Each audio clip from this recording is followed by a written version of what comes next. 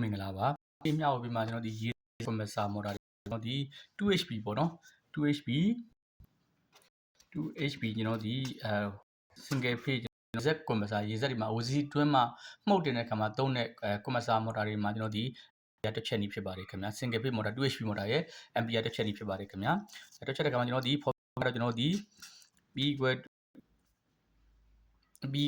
VI တစ်ချက်တဲ့ခါမှာကျွန်တော် I equal to ကျွန်တော်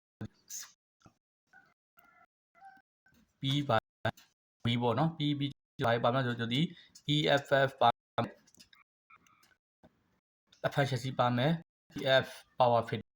ပါမှာဖြစ်ပါတယ်ခင်ဗျာနောက်တစ်ချက်တဲ့ခါမှာဒီလိုတစ်ချက်မှာဖြစ်ခင်ဗျာဒီ efficiency ကို power fit မပါဘူးကျွန်တော်ဒီ motor တွေမှာတစ်ချက်လို့မရပါဘူးပြီးကြည့်မယ်ဆိုဒါဒီ motor တွေမှာနောက်ပိုင်းမှာဖြစ်ပါတယ်ခင်ဗျာကျွန်တော်ဒီ motor 2HP မြောက်476ပေါ့နော်96နော်ဘိုးရိတ်ကတော့ကျွန်တော်ဒီ20 efficiency ဒီ motor တွေမှာ efficiency အရင်နေပါတယ်ခင်ဗျာဘယ်လောက်ရှိလဲဆိုတော့65%ပဲရှိပါတယ်ခင်ဗျာဒီအရင်နေပါတယ်ပြီး power factor ကျွန်တော်ဒီ name plate မှာပါတဲ့ power factor 0.8 နဲ့တက်မှာဖြစ်ပါတယ်တွက်ချက်တဲ့အခါမှာကျွန်တော်ဒီ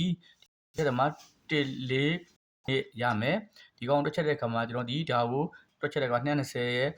ကို efficiency ကို65%ကို efficiency ကိုကျွန်တော်ဒီတတမကိန်းနဲ့ဖွဲ့တဲ့မှာကျွန်တော်ဒီ220အမြောက်0.85ရမယ်ဖြစ်ပါတယ်ခင်ဗျာ power 0.8တွက်ချက်တဲ့အခါမှာကျွန်တော်ဒီ1492ရမယ်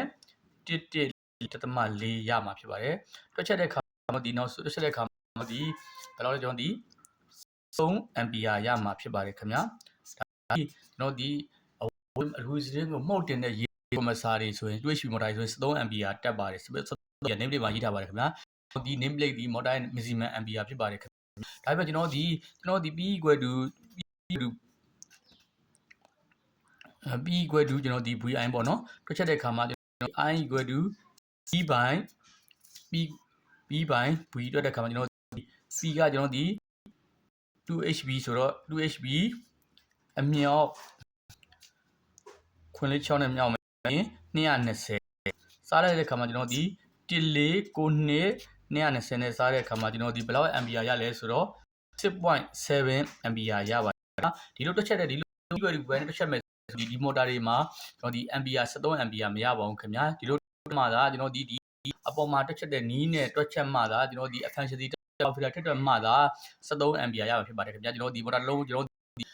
တော်တို့ဒီ motor ဒီမှာ efficiency လို့ power factor ထက်တွက်မှာဖြစ်ပါတယ်ခင်ဗျာ P equal to VI တခုတော့နဲ့လို့မရပါဘူးခင်ဗျာဒီ formula နဲ့ကျွန်တော် P equal to VI တစ်ချက်လို့ရှိရင်ကျွန်တော်ဒီ7 ampere ရတဲ့အတွက်ကျွန်တော်ဒီ motor နဲ့ plate နဲ့မှုကန့်ညီယူမရှိပါဘူးခင်ဗျာကျွန်တော် motor တစ်ချက်တဲ့ခါမှာ power factor ထက်တွက်မှာဖြစ်ပါတယ်ခင်ဗျာ